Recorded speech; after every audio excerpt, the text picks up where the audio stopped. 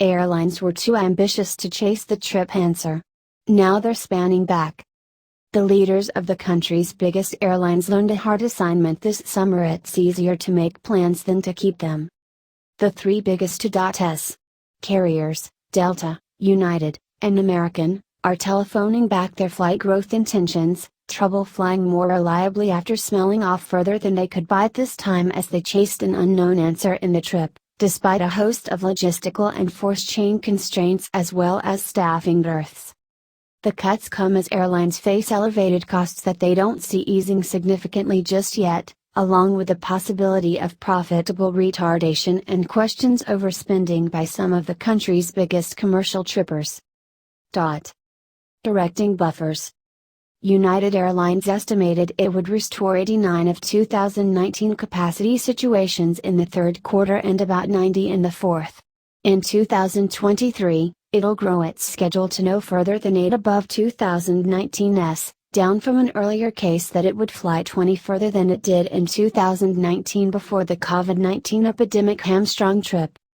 We're basically going to keep flying the same quantum that we're moment, which is lower than we intended to, but not grow the airline until we can see substantiation the whole system can support it, United CEO Scott Kirby said in an interview with CNBC's Fast Plutocrat after reporting results Wednesday. We're just directing further buffer into the system so that we've further occasion to accommodate those guests. American Airlines CEO Robert Isom also spoke of a buffer after reporting record profit on Thursday. That carrier has been more aggressive than Delta and United in restoring capacity but said it would fly 92 of its 2019 capacity in the third quarter.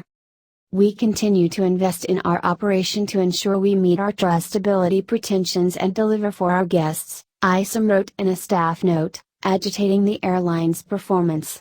As we look to the rest of the time, we've taken visionary way to make a fresh buffer into our schedule and will continue to limit capacity to the coffers we've and the operating conditions we face. American is canceling 175 July and August breakouts, according to a Wednesday communication to aviators from their union, the Allied Aviators Association. The carrier has cut about one of its planned August schedule, an American Airlines spokesperson told CNBC. Delta, for its part, apologized to guests for a torrent of flight cancellations and dislocations and said last week it would limit growth this time. Before blazoned, it would trim its summer schedule. On Wednesday, Delta deposited 000 long hauls into the accounts of SkyMiles members who had breakouts cancelled or delayed further than 3 hours between May 1 through the first week of July. While we cannot recover the time lost or anxiety caused, we're automatically depositing 10K long hauls toward your SkyMiles account as a commitment to do better for you going forward and restore the Delta difference you know we're able of, said the dispatch to guests, a dupe of which was seen by CNBC. By trimming schedules, airlines can keep fares establishment at sky-high situations, an important factor for their nethermost lines as costs remain elevated, however bad news for trippers. The further airlines limit capacity the more advanced airfare they can charge, said Henry Hardevelt, author of Atmosphere Research Group and a former airline superintendent. Conserving the nethermost line is crucial with profitable queries ahead. They are not going to get another bailout, Hardevelt said. They've squandered a lot of their good fault will. Further dislocations, advanced profit. Since May 27, the Friday of Memorial Day weekend, 2.2 breakouts BYU.S. grounded carriers were cancelled and nearly 22 were delayed, according to Flight Seamus. FlightAware. That's up from 1.9 from breakouts cancelled and 18.2 delayed in an analogous period of 2019.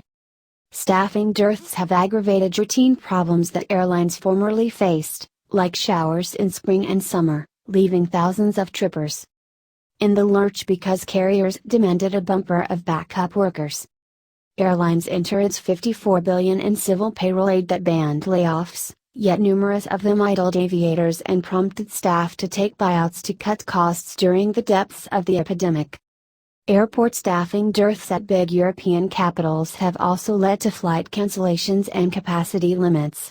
London Heathrow officers last week told carriers that it demanded to limit departing passenger capacity, forcing some airlines to cut breakouts. "We told Heathrow how numerous passengers we were going to have. Heathrow principally told us you guys are smoking commodity," United CEO Kirby said Wednesday. "They didn't staff for it." A representative for Heathrow didn't incontinently note. Still, the big three UTS carriers all posted gains for the alternate quarter and were upbeat about strong rubberneck demand throughout the summer. For America and United, it was their first quarter in the black since before COVID, without civil payroll support. Profit for both airlines rose above the 2019 situation. Each carrier projected third quarter profit as consumers continue to fill seats at fares that far exceed 2019 prices. Cancelled breakouts and detainments reach record situations as airlines struggle to make a comeback from COVID. Australia has verified its worst flight cancellation and performance rate since records began. Numbers collected by the civil government's Bureau of Structure and Transport Research Economics revealed only 63% of Qantas, Virgin, Jetstar and Rex Airlines breakouts arrived on time in June, while just 61.9% departed when listed. It said 5.8% of breakouts were cancelled, meaning June of this time had the worst on-time performance numbers since the data started being recorded in November 2003. The cancellation rate was further than double the long-term average figure of 2.1%. Qantas fared the worst with 8.1% of its breakouts cancelled. That was followed by Qantas Link at 7%, Virgin Australia at 5.8%, Jetstar at 5.5%, and Virgin Australia Regional Airlines at 5.3%. Rex Airlines appeared to be the most dependable last month, with only 0.7% of breakouts cancelled. The office said the rainfall and issues relating to COVID-19 contributed to the poor performance. Qantas said a rise in cases of COVID and other ails among airline crew as well as the tight labor request led to flight dislocations for all domestic airlines in June. "These flight detainments and cancellations aren't the kind of performance that we were delivering COVID, and we know they aren't at the position that our guests anticipate," a prophet said. Qantas said Sydney Airport was reduced to a single runway for 5 days because of strong winds, including on June 1, which was the worst day of the month for on-time performance and cancellations. It said there were also staffed berths across the whole aeronautics assiduity including air business control, which reduced wharf and takeoff rates on 7 days during the month at airfields around the country. The airline said it had rostered fresh crew on stage to lessen the impact of COVID-related crew absences and said cancellations so far this month were down on those recorded in June. "Everyone at Qantas and Jetstar is concentrated on turning this performance around," the prophet said. "We are formerly seeing advancements and effects will continue to get better month on month. Call center stay times are now better than they were COVID and our mishandled bag rates are close to what they were before the epidemic." A subsidiary in Australia echoed the reasons given for the poor performances, saying breakouts had been significantly affected by rainfall events in New South Wales as well as resourcing pressures associated with COVID and the large figures of passengers returning to travel. "While this result isn't where we want to be, this outgrowth is a result of the extraordinary sweats of our platoon who continue to work around the timepiece to help our guests get to their destinations during busy ages," a prophet said. Absidarian said it had lately made functional changes which had formerly reduced the number of breakouts it demanded to cancel this month. It said its cancellation rate was trending in the right direction and was down to 2.4% this week. Sydney and Melbourne's passengers worst affected. Cancellations by all airlines were loftiest on breakouts from Sydney to Melbourne at 15.3%, followed by the Melbourne to Sydney route, at 14.9%. Breakouts between Sydney and Canberra, and also the Canberra to Melbourne route were among the coming loftiest to be cancelled. Melbourne Airport's Chief of Aeronautics Jim Parasho said airlines had been working hard to rebuild their pool after being fully shut down during the lockdowns of 2020 and 2021. He said the flu season and Omicron surge hit operations hard, with civil regulations around minimum crewing conditions regularly arresting an entire service. In some cases, it could be just one cabin crew being off sick that also results in a flight being cancelled, Mr. Parashos said. It's challenging to plan ahead and it's challenging on the day of operations as well.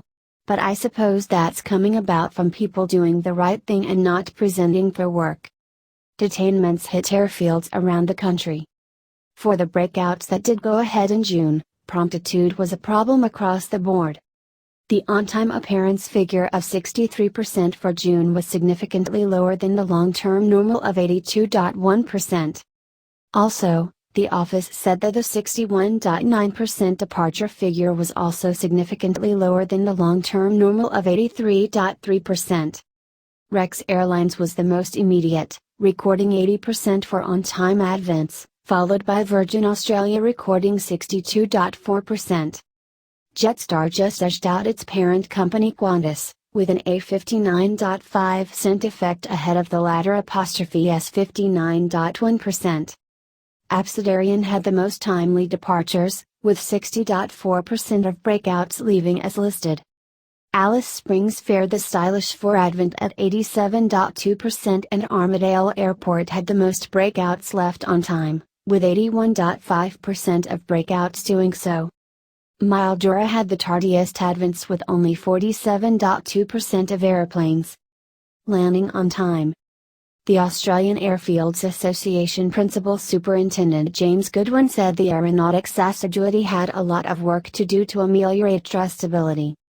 What we want to do is rebuild confidence to the traveling public that they can get to where they want to go, they can do it enjoyably, they can do it reliably, he said.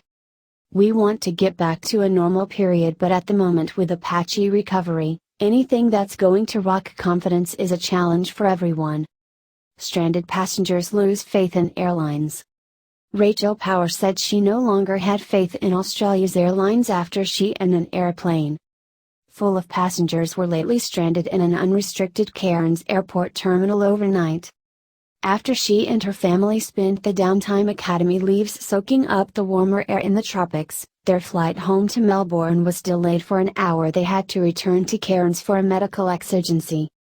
She said after sitting on the tarmac late into the night, the passengers were taken off the airplane without explanation for why their service could not renew. Ms. Power said the airline told them there was no vacant hostel room in Cairns to accommodate them, and the family had to spend the night in the Fields Advents terminal. Their flight did not depart until the autumn of the following day. She said the experience had made her extremely reticent to bespeak another vacation. I felt incredibly sorry for the staff. I suppose the staff are really bearing the mass of everyone's wrathfulness and frustration, Ms. Power said. I just do not have important faith in Australia's major airlines presently. You cannot bespeak a vacation at a time like this if you're going to fly without being prepared for it to be cancelled or delayed. Detainments could continue for months. Since Easter, Qantas and Jetstar have signed further than functional crews and ground handling suppliers have grown their workforces by 15%. Mr. Parashos said while the hospitality assiduity could train a new worker in a week, aviators, cabin crew and baggage instructors bear further rigorous training to meet regulated norms. They are operating in largely sensitive areas, their work is relatively frequently veritably specialized and of course, they need security concurrences as well, so it can take 2 or 3 months occasionally to get people of that nature on board, he said. Mr. Parashos said the ramping up of professed migration would help, but it would still be some time before the assiduity bounced back to pandemic situations. We'll see enhancement in the months ahead, and part of that's the airlines are erecting a bit further adaptability into their networks and scheduling to allow for last nanosecond conditions. He said Australia wasn't alone, with the same challenges being faced around the world. Meanwhile, Mr. Goodwin is prompting the civil government to include the aeronautics sector in conversations at a forthcoming jobs peak. He said it had been harder to attract staff back to the airfields because of the 24-hour nature of the work, where you are working shift patterns, where you might have difficulty getting childcare centers to be open at say so 4 or 5 o'clock in the morning or opening late is obviously going to be an issue. He said people in some of the corridors of the sector weren't eligible for JobKeeper payments during lockdown, so set up other jobs. We are now suffering the consequences of those opinions, but we need to move on, Mr. Goodwin said. He said speeding up background and security checks to mandate field jobs could go towards working the worker deficit. We would really prompt that the government streamline some of those processes to make sure that anyone wanting to return to the aeronautics pool or start working at the aeronautics pool is prioritized.